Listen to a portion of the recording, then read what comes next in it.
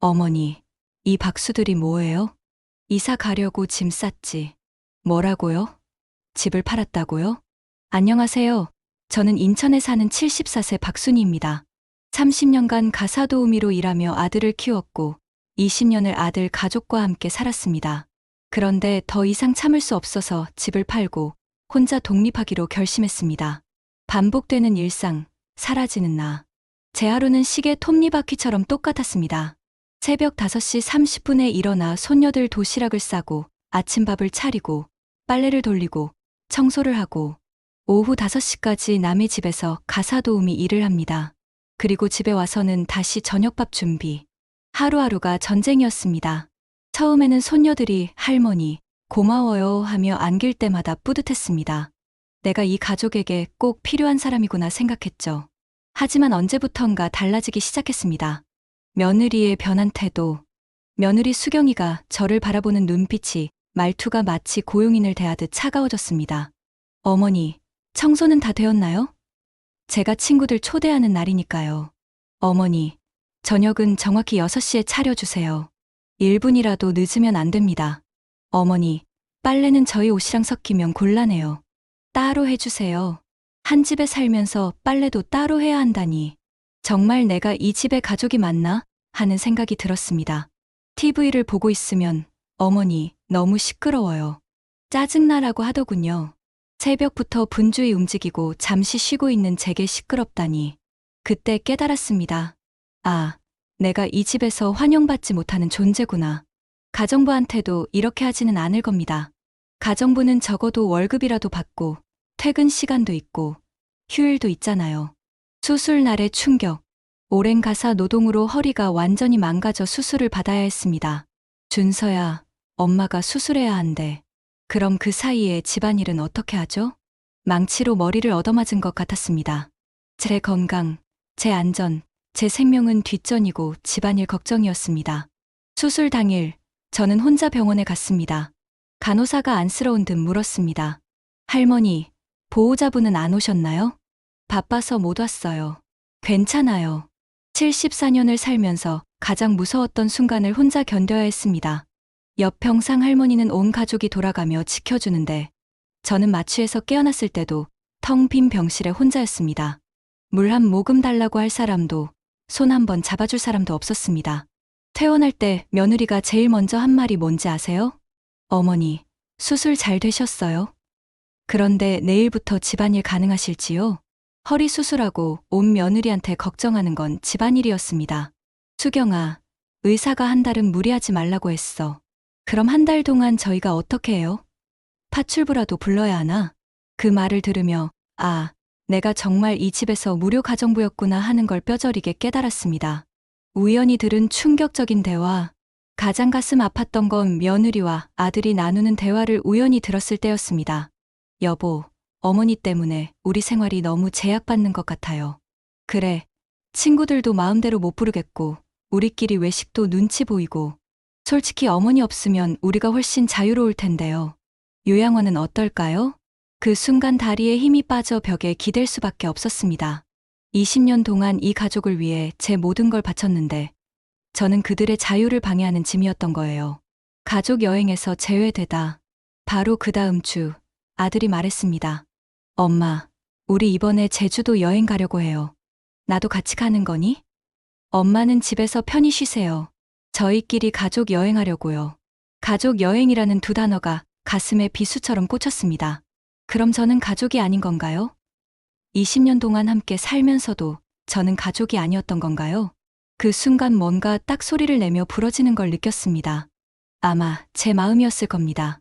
좋아, 가정부 취급하면서 요양원 보내려고. 그럼 내가 먼저 이 집을 떠나주지. 결단의 시작. 아들 가족이 제주도로 떠난 그날, 저는 마음속으로 조용히 다짐했습니다. 이제 됐어. 충분히 참았어. 74년 동안 나는 누군가의 엄마로, 누군가의 할머니로만 살아왔잖아. 이제는 정말 박순희로 살아보자. 냉장고를 열어보니 제가 좋아하는 음식은 하나도 없었습니다. 온통 아이들이 좋아하는 것들 뿐이었어요. 제 방은 가장 작고 어두운 곳이었고 거실에서 제 자리는 소파 끝자리, 그것도 등받이가 불편한 곳이었습니다. 이 집이 내 집인데 왜 내가 이렇게 눈치를 보며 살고 있지?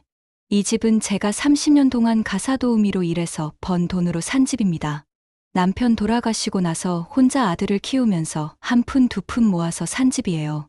그런데 아들이 결혼하고 며느리가 들어오면서부터는 마치 제가 얹혀 사는 신세가 되어버렸습니다. 집을 팔다. 둘째 날 아침, 저는 용기를 내서 부동산에 전화했습니다. 여보세요. 집을 팔고 싶은데요. 금매로 내놓고 싶어요. 부동산 아저씨가 물었습니다. 할머니, 가족분들은 아시나요? 제 집이에요. 제가 알아서 해요. 74년을 살면서 이렇게 큰 결정을 혼자 내려본 적이 없었습니다. 하지만 이상하게 후련하더라고요. 셋째 날, 신혼부부가 매수자로 나타났고 일주일 후에 잔금을 치르기로 했습니다. 저는 혼자서 조용히 이사 준비를 시작했습니다. 오랜 친구 경희가 울진에 조그만 집을 알아봐 주었습니다. 충격적인 고백. 넷째 날, 여행에서 돌아온 아들 가족이 집에 들어왔습니다. 어머니, 이 박스들은 뭐예요? 이사 가려고 짐 쌌지. 이사요? 어디로요? 울진으로. 내일 아침에 이삿짐차 와. 준서와 수경이의 얼굴이 창백해졌습니다. 어머니, 무슨 말씀하시는 거예요? 내가 이 집 팔았어. 뭐라고요? 저희는 어떻게 하라고요? 그때 저는 30년 동안 쌓인 모든 감정을 쏟아냈습니다. 너희야 알아서 하지. 그동안 나한테 한 것처럼 말이야. 엄마, 그럼 저희는? 너희도 독립적인 생활하고 싶다고 했잖아. 이제 진짜 독립할 수 있게 된 거야. 수경이가 따져 물었습니다. 저희가 언제 나가라고 했어요? 안 했어.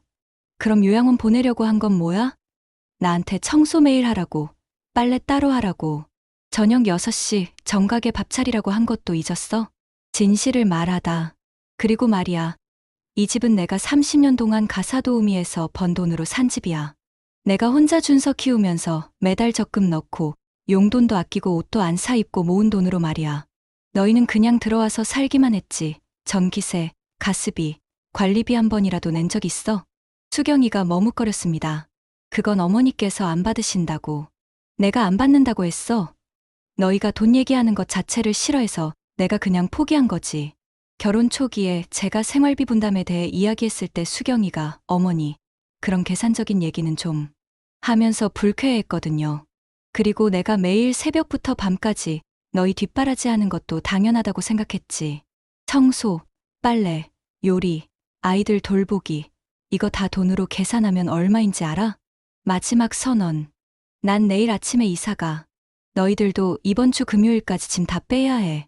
계약서에 보면 집 산 사람이 이사 오기로 한 날이야. 이번 주 금요일이요? 너무하잖아요. 우리 어디로 가라는 말이에요? 갈 곳이 왜 없어? 수경이 친정 있잖아. 나도 74살에 새로 시작하는데 너희 젊은 것들이 못할 게 뭐 있어. 수경이가 마지막으로 한마디 했습니다. 어머니, 정말 이기적이세요. 이기적이라고? 74년을 살면서 처음 들어본 소리네. 그래, 내 말이 맞다. 이제 이기적으로 살아볼 거야. 74년 동안 남을 위해 살았으니까 남은 시간은 나를 위해 살 거야. 새로운 시작. 이사 당일 아침, 평생 처음으로 제가 하고 싶은 것만 하는 아침이었습니다. 천천히 커피를 마시면서 그동안의 삶을 돌아봤습니다. 이 작은 시간도 정말 소중했습니다. 이삿짐 센터 아저씨가 놀라며 말했습니다. 할머니, 짐이 참 적으시네요. 보통 30년 사신 분들은 작은 트럭 한 대로도 모자라는데 정말 그동안 저를 위해서는 아무것도 사지 않고 살았구나 싶어서 가슴이 아팠습니다. 아들 가족이 어색하게 서 있었습니다. 엄마, 정말 가시는 거예요? 응, 연락드릴게. 손녀들이 울먹이면서 안아줬습니다. 할머니 보고 싶을 거예요. 눈물이 났습니다. 하지만 이번만큼은 제가 먼저여야 했습니다. 울진에서의 새 삶. 친구 경희와 함께 3시간을 달려 울진에 도착했습니다. 20년 만에 맡아보는 바다 냄새였습니다. 새 집은 작지만 아늑하고 무엇보다 제가 주인인 집이었습니다. 창문을 열면 바다가 한눈에 들어왔습니다. 와, 정말 좋다. 내 집이야. 정말 내 집. 첫날 밤, 파도 소리를 들으며 잠들었습니다. 그동안 밤마다 들었던 며느리의 짜증, 아들의 한숨, 아이들의 투정 대신 이제는 평화로운 파도 소리를 들으며 잠들 수 있다니. 다음날 아침 강아지 아리와 함께 첫 산책을 했습니다. 끝이 보이지 않는 푸른 바다를 보니 마음도 시원해졌습니다. 나도 이제 새로운 파도처럼 살아보자. 이웃분들을 만났는데 정말 따뜻하게 대해주셨습니다. 혼자 사세요? 네, 강아지랑 같이요. 외롭지 않으세요? 지금은 전혀요. 오히려 자유로워서 좋아요. 그동안 살던 아파트에서는 이웃들도 저를 누구네 할머니 정도로만 여겼는데 여기서는 그냥 박순이었습니다. 아들의 방문. 울진에 온 지 3개월쯤 됐을 때 준서가 찾아왔습니다. 살도 빠지고 얼굴도 어두웠습니다. 엄마, 저희 요즘 너무 힘들어요. 장모님 집에서 살고 있는데 정말 눈치 보여요. 엄마, 저 이제야 엄마 마음을 조금 알 것 같아요. 수경이도 그동안 너무했다고, 죄송하다고 매일 엄마 얘기를 해요. 엄마, 다시 돌아오실 생각은 없으세요? 그럼 저희가 여기로 이사와서 같이 살면 안 될까요? 그 말을 듣고 웃음이 났습니다. 준서야, 나는 이제 혼자 사는 게 좋아. 더 이상 누구 뒷바라지 안 해. 대신에 가끔 놀러와. 그리고 진짜 효도하고 싶으면 너희끼리 잘 살아. 그게 엄마한테는 제일 큰 효도야. 저녁에 된장찌개를 끓여줬습니다. 엄마, 이 된장찌개 정말 맛있어요. 어렸을 때 먹던 그 맛이에요. 준서가 눈물을 글썽이더라고요. 준서야, 엄마는 이제 내 삶을 살 거야. 너희 일에 개입하지도 않을 거고, 너희도 내 삶에 간섭하지 마. 가끔 안부 정도는 주고받을 수 있지만, 예전처럼 의지하려고 하지 마. 이게 서로에게 좋은 거야. 6개월 후, 지금은 울진에 온 지 6개월이 됐습니다. 매일 아리와 바닷가 산책을 하고, 작은 텃밭에서 채소를 기르고, 이웃 할머니들과 차 마시며 수다 떨고, 정말 평범하지만 행복한 일상을 보내고 있습니다. 준서는 이제 일주일에 한 번씩 안부 전화를 합니다. 예전과는 확실히 달라졌습니다.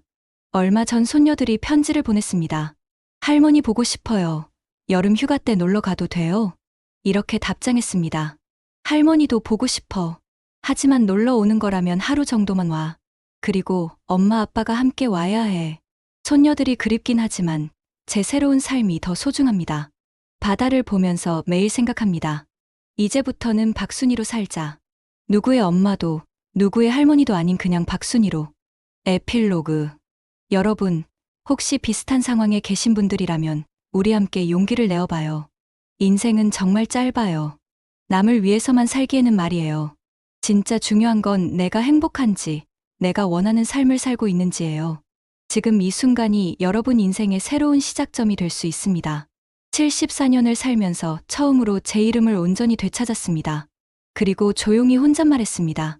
고생 많았어, 순이야. 이제 진짜 내 인생을 살아보자.